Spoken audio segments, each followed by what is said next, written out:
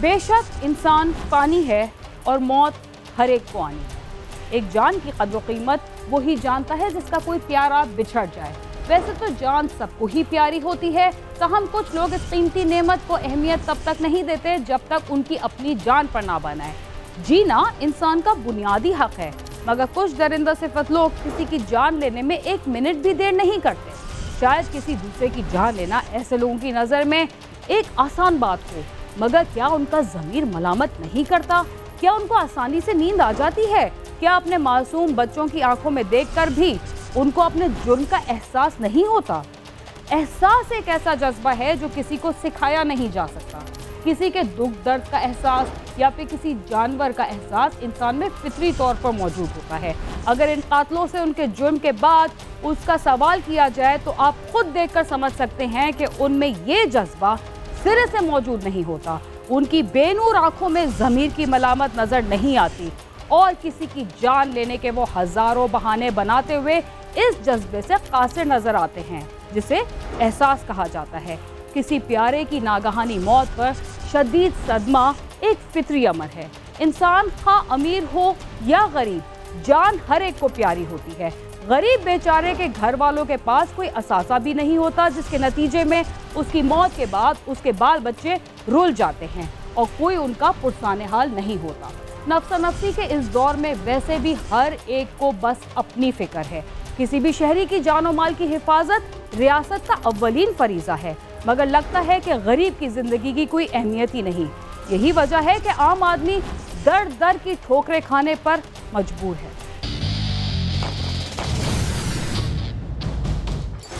दूर दराज के इलाकों से रोजी कमाने के लिए रोशनियों के शहर कराची में आने वाले हजारों अफराद मामूली तनख्वाह पर काम करते हैं और अगर उनकी मामूली तनख्वाह कोई छीन कर ले जाए तो सिर्फ वो शख्स ही नहीं बल्कि उसके पूरे घराने में फाकों की नौबत आ जाती है।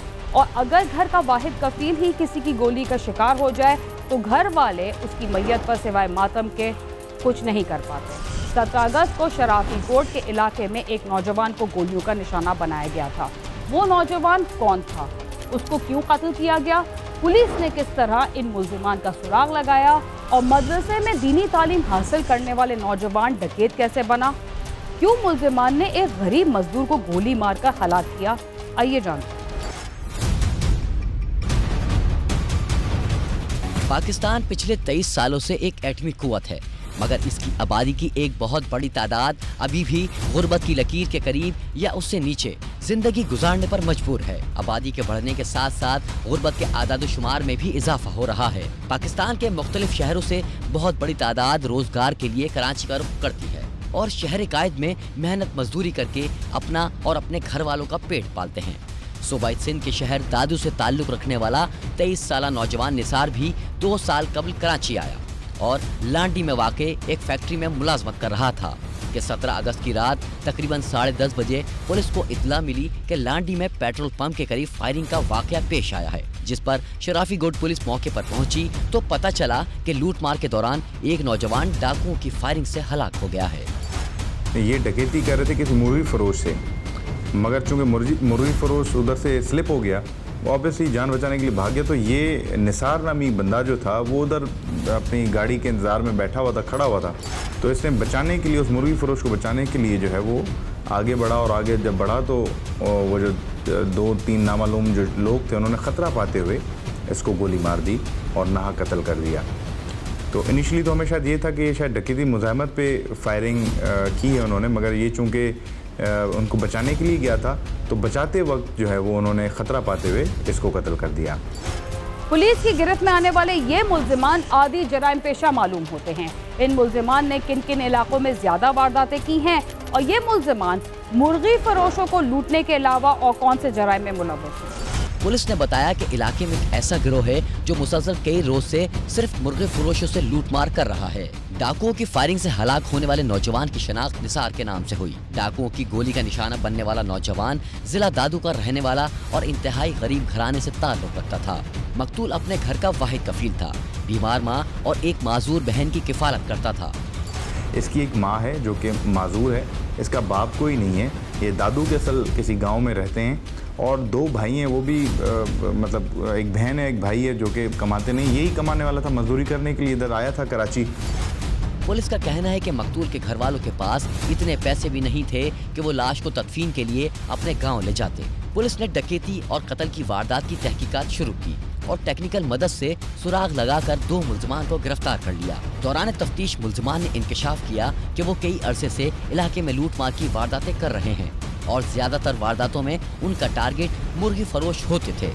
इस गैंग के ऊपर काम कर रहे थे ऑलरेडी वो, चूँकि ये 3-4 पहले भी मुर्गी फरोशों की ऐसी वारदातें हमारे पास रिपोर्टेड थी जो कि रजिस्टर्ड भी हमारे क्राइम में। तो एक मुअम्मा तो था कि क्यों मुर्गी फरोशों को लूट रहे हैं। बहरहाल फिर टेक्निकल डेटा और कुछ हमारी लोकल असिस्टेंट्स के थ्रू हमने बंदे ट्रेस कर लिए और जब बंदे ट्रेस हुए तो उनमें एक शानी बंदा था, शानी उर्फ काना, और दूसरा सुल्तान जो था, सुल्तान शाह। ये 2 बंदे हमने ट्रेस किए और उनसे जब हमने इनिशियली दरियाफ्त की तो उन्होंने बताया कि बिल्कुल उन्होंने एक एग्जैक्ट वारदात बताई कि जब हम लूटना किसी और को चाहते थे मगर ये बचाने के लिए आ रहा था उसको, तो हमने इसको गोली मार के कत्ल कर दिया। पुलिस ने डकैत गिरोह के सहूलतकार को भी गिरफ्तार किया है जो इलाके में मुर्गे फरोशों की निशानदेही करता था।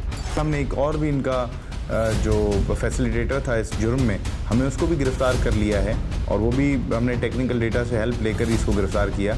तो भी फिलफौर हमारे पास 3 मुल्जिमान जो हैं वो गिरफ्तार हैं इसी मुकदमे में। बार बार गिरफ्तार होकर जेल जाने वाले ये मुल्जिमान चंद महीनों में कैसे रिहा हो जाते हैं और फिर जेल से बाहर आने के बाद दोबारा से लूटमार की वारदातों में क्यों लग जाते हैं? और ऐसे खौफनाक डाकू जो किसी भी शहरी को गोली मारने से भी गुरेज नहीं करते, ऐसी क्या वजह है जो नौजवान इतने खतरनाक मुजरिम बन जाते हैं?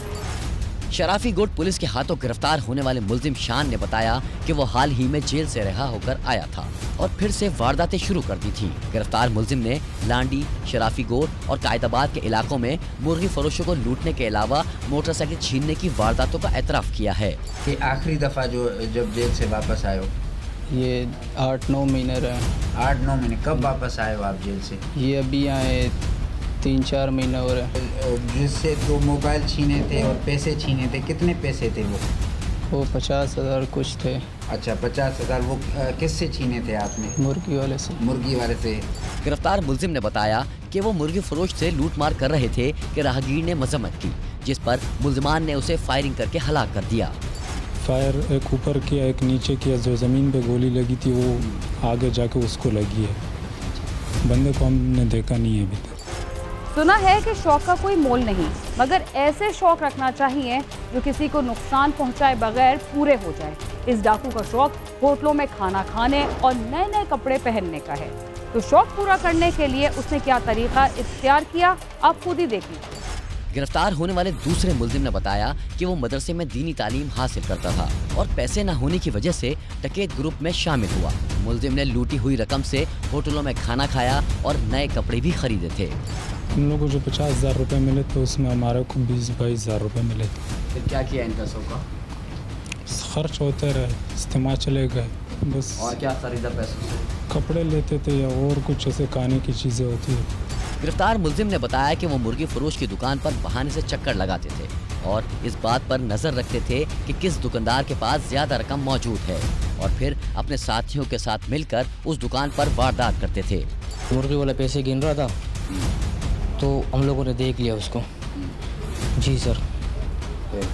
फिर हम लोगों ने देख लिया उसको। फिर वहाँ से मैं चला गया घर पे और ये दोनों चले गए उसके पीछे। सर एक मुर्गी वाले का काम किया ना सर, तो फिर पैसे दे के सर लालच आ गई सर फिर दोबारा भी उधर ही आ गए मुर्गी वाले के पीछे। एसपी मलिर का कहना है कि गिरफ्तार मुल्जिमान आदि जराइम पेशा हैं और मुतादिद बार जेल जा चुके हैं। गिरफ्तार मुल्जिमान ने चंद रोज के दौरान 19 से जायद वारदातों का एतराफ़ किया है, जबकि गिरफ्तार मुल्जिमान डकैती के दौरान मजहमत पर शहरी को गोली मारने में देर नहीं लगाते थे। शानी काना है वो 4 दफ़ा जेल जा चुका है, दूसरा 2 दफ़ा जेल जा चुका है। इन्होंने अभी रिसेंटली जेल से बेल आउट हुए थे और बेल आउट होने के बाद इन्होंने कोई 15-16 दिनों में 18-19 वारदातें ये कर चुके हैं, जो कि उन्होंने हमें बताई हैं। मज़ीद ऑब्वियसली इंट्रोगेशन उनकी इन्वेस्टिगेशन में पेंडिंग है। तो ये बिल्कुल आसरा नहीं करते थे, थोड़ी सी मुज़ाहमत पे ये गोली मार के बंदे को कत्ल कर देते थे या शदीद ज़ख्मी कर देते थे। चंद रुपयों की लालच ने जहां नौजवानों को डकैत के साथ कातिल भी बना दिया, वहीं इन बेरहम डाकुओं की गोली से सिर्फ निसार ही कत्ल नहीं हुआ, बल्कि उन्होंने बीमार मां से उनके बुढ़ापे का सहारा और माजूर बहन से उनका इकलौता भाई भी छीन लिया। मगर अब इन मुल्जमान को जेल की सलाखों के पीछे रहना होगा। कैमरामैन आबिद मुगल के साथ खुर्रम गुलजार, समा, कराची। अपने शौक को पूरा करने के लिए एक नौजवान कैसे डाकू बना, ये तो आपने देख लिया। क्या उसके नए कपड़े उस मजदूर की जान से भी ज्यादा जरूरी थे?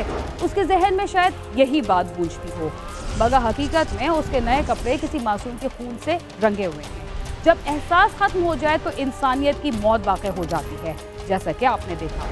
प्रोग्राम क्राइम सीन में वक्त हुआ एक मुख्तसर से वक्फे का, जिसके बाद हम दोबारा आपके साथ होंगे। तब तक आप समा के साथ ही।